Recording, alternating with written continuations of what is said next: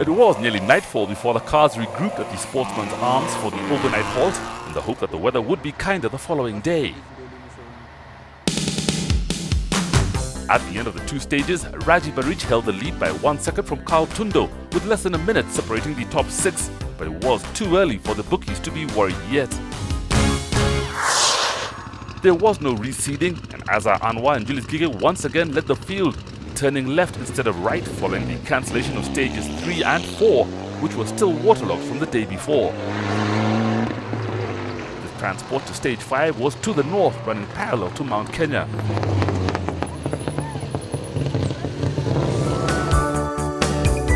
The rally distance was reduced to 131 kilometers, of which 108 were run over the 8 stages remaining. Stages 5, 6 and 8 were repeated, and the forest stage 7 ran once if it dried out in time.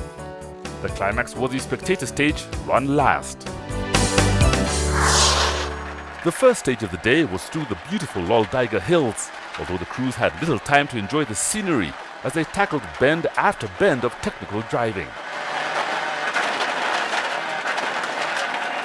The section was on a private ranch which gave Azhar Anwar and Julius Gige a clear run, but what they really needed was more power from the Evo 8. They fell back by 90 seconds and were now in 7th. All eyes were on Raji Barich and Jeff Mays to see if they could maintain their lead, but they threw it away when they had a dramatic off. It took 6 minutes to get back on the road and they dropped to 15th. We overcooked it into a slow right and there was no way we were going to make the corner, so we just went straight through some bushes and trees, and luckily we missed all the trees. Eventually we got the car out, but I think we lost 6 or 7 minutes or something. Setting the pace were Carl Tundu and Tim Jessup, who took the stage win to become the new rally leaders. Whilst the stage had scattered mud holes, the track around the mid-stage dam was more of a lottery. I think it's a fight between Alistair and myself, and I don't know whether I should back off or just beat him. Think about the championship or not. With Raji Barich dropping back, everyone behind moved up a place, including Alistair Cavan and Gavin Lawrence, who were now in 2nd. They'd pushed hard for the stage win, but lost to Tundu by 17 seconds. Ian Duncan and Amos Slatch moved into 3rd, still gauging their rally, running just behind the leading pair. But it became a lost cause. As the car comes around, look at the stick on the bottom right. It had been picked up in a mud hole and had punctured the radiator, and it wasn't long before they were forced out. Baldev Chaga and Raju Semi were pushing the N14 as hard as it would go, constantly looking for more power, concerned there was something wrong with the car. They were in 4th, reluctantly accepting the car wasn't going to go quicker. Quinton Mitchell and Chris Davis were showing signs of playing their trump card as they climbed 2 places up the leaderboard. They were in 5th, closing in on Chaga, who was only 23 seconds ahead. Well, it's very wet out there, so obviously for the earlier drivers, yes, it's been difficult. So I think I'm going to keep the pace on where we are. It seems to be working in the mud.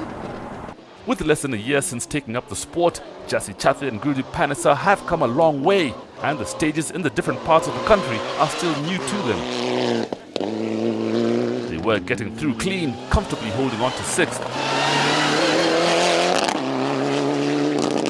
Missing from the leaderboard was a hybrid pickup of Peter Horsey and Bella Erskine, which on the faster, longer stage was matching times with the leaders. But it didn't last when mud got into the engine, jamming the accelerator wide open, blowing the engine in spectacular fashion.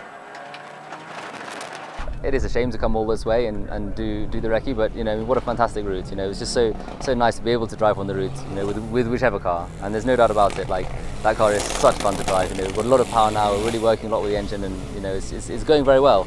But there's still a little bit to go for sure. Izzar Mirza and Zahir Shah were the first to cut across the dam instead of going round. The time saved was huge, and they climbed 3 places up the leaderboard and went on to eventually finish 7th. Veteran Frank Tundo with his daughter Natasha in the navigator's seat also grasped the opportunity of saving time and cruised across the dam. They were thoroughly enjoying being in such a tight race and would go on to finish 6th, benefiting from Frank's years of experience and a car with pedigree. The top 10 was split between 7 Mitsubishis and 3 Subaru N16s, including Onka Rai and Raju Chagat, who were running in 10th. They were one of the few to puncture and were running with a bent rear arm. I bent an arm on the first stage of the day, but it didn't really affect the handling. I didn't really realize. It's just keeping it consistent, but I'd like to be a bit faster. Not very fast at the moment. Over the remaining stages, they would make up some of the lost time and went on to finish 9th.